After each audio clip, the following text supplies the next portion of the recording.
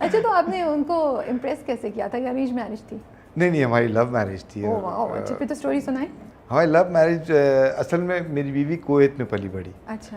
Kuwait में पैदा हुई, वहीं पली बड़ी, और क्योंकि मेरी मामू की बेटी है वो, ओके। तो वो इंटर के बाद पढ़ने के लिए अपनी फूफी के घर यानी हमारे घर आ गई थी। ओहो, ये तो बिल्कुल जो पाकिस्तानी ड्रामों में कहानी हाँ, होती है तो वो वाली लग रही है। बिल्कुल बिल्कुल।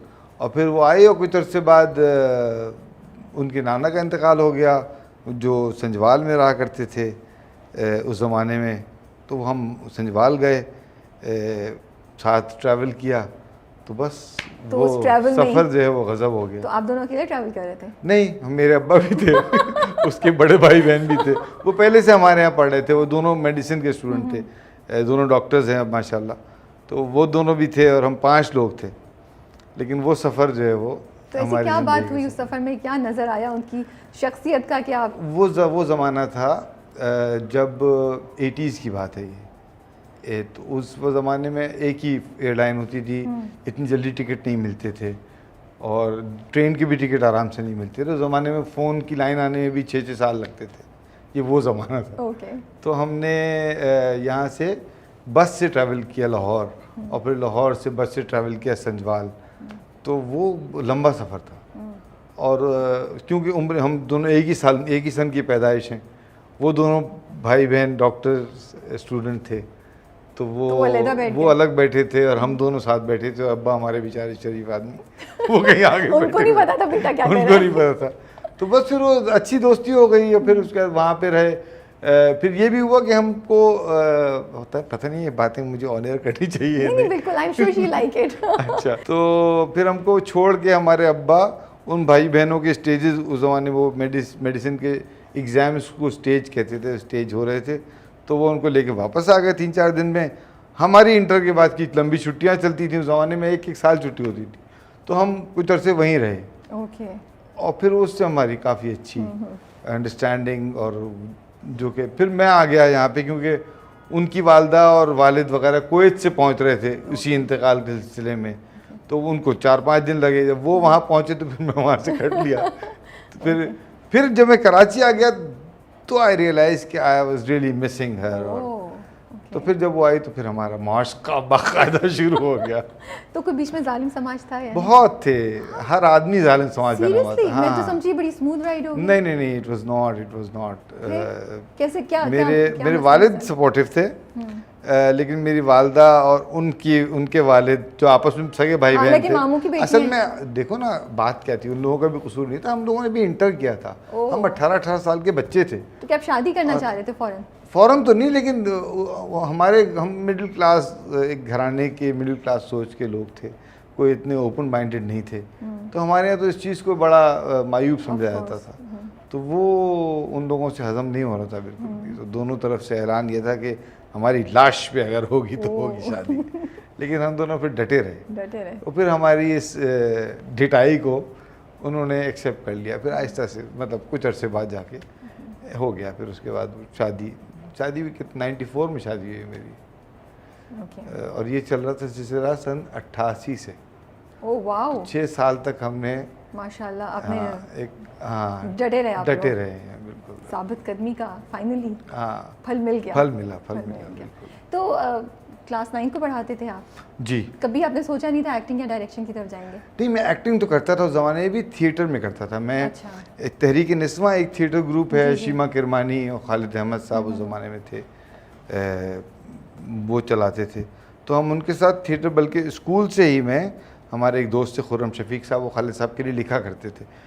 वो अभी भी लिखते हैं, वो बड़ी किताबें लिखी उन्होंने, तो अभी भी हमारे दोस्त हैं। वो मुझे ले गए थे कि तुम जिस तरह के हो तुम्हें थिएटर करना चाहिए, और मुझे थिएटर बहुत फैसिनेटिंग लगा था, मतलब जब पहली। और फिर उसके बाद मैं थिएटर ही करना चाहता था, मेरा कोई इरादा नहीं था टीवी करने का।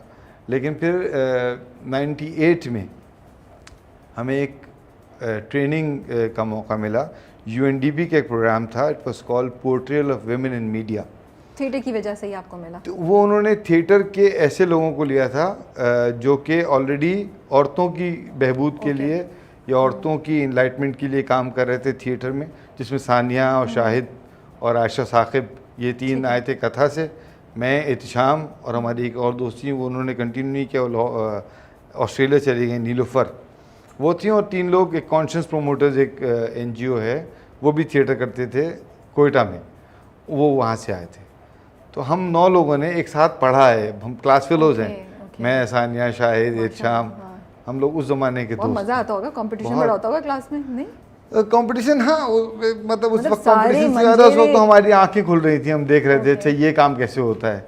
और फिर कैमरा सीखा हमने, वो हमें असातिज़ा बड़े अच्छे मिले। ये कोर्स डिज़ाइन किया था असलम अजहर साहब ने, जो PTV के फाउंडर थे और PTV के अब्बा माने जाते हैं आज तक। असलम अजहर साहब हमारे साथ हर क्लास में क्लास भी लेते थे, फिर हम उनके साथ उनके घर चले जाते थे और फिर रात देर तक उनके घर पे रहते थे। मतलब तो हमने वो हाँ वो बिल्कुल बिल्कुल, तो वो एक बहुत ज़बरदस्त ट्रेनिंग थी। फिर वो एक्चुअली वो तो एक क्रैश कोर्स था, शायद 3 महीने का।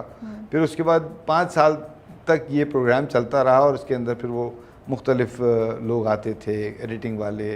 फिर नॉन लीनियर एडिटिंग आ गई, तो वो नॉन लीनियर एडिटिंग के लिए गोरा आया हमें सिखाने के लिए।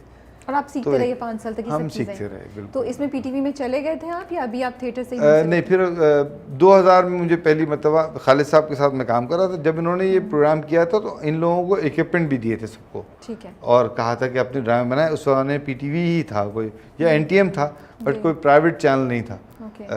लेकिन प्राइवेट चैनल की सुनगुन शुरू हो गई थी, जियो का एक दफ्तर आ गया था, बिल्कुल दफ्तर खुला हुआ था, उसमें खाली हसन जैदी और इमरान असलम और उनके भाई छोटे जिनका भी इंतकाल हो गया, टीटो, तलत असलम, ये बैठा करते थे 3 लोग, वरना कोई ऐसा प्राइवेट चैनल था नहीं। तो हम बहरहाल कोशिशों में लगे रहे।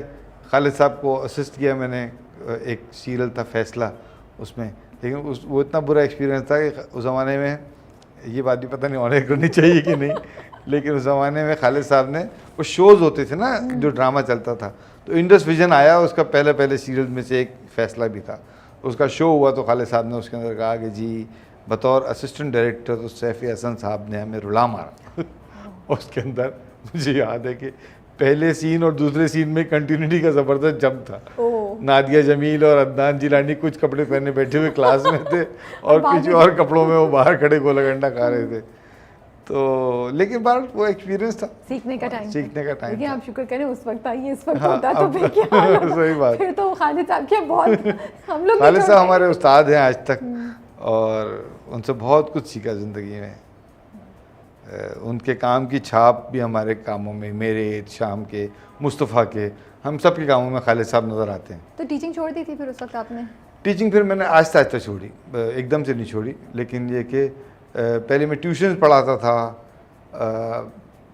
स्कूल पढ़ाता था मैं। बड़ा टफ लाइफ थी मेरी। मैं सुबह निकलता था, स्कूल जाता था, स्कूल के बाद मैं स्कूल में ट्यूशन पढ़ाता था, फिर उसके बाद मैं थिएटर करने जाता था। फिर मैं रात को 10 बजे घर पहुंचता था। फिर पहले ट्यूशन छोड़ा, फिर स्कूल भी छोड़ दिया, फिर थिएटर, और फिर ये एडिटिंग का काम शुरू कर दिया मैंने। मुझे जितने पैसे वहाँ से मिलते थे उससे ज़्यादा पैसे एडिटिंग में मिलने लगे। सन 2000 में मुझे सुल्तान आपा ने बतौर एडिटर के हायर कर लिया। हम टीवी पे। हाँ, और मेरी बहुत अच्छी तनख्वाह थी। पता है कितनी थी? 25,000 रुपये था, आता था। ये अच्छी होती थी ज़माने सन 2000 में, बिल्कुल।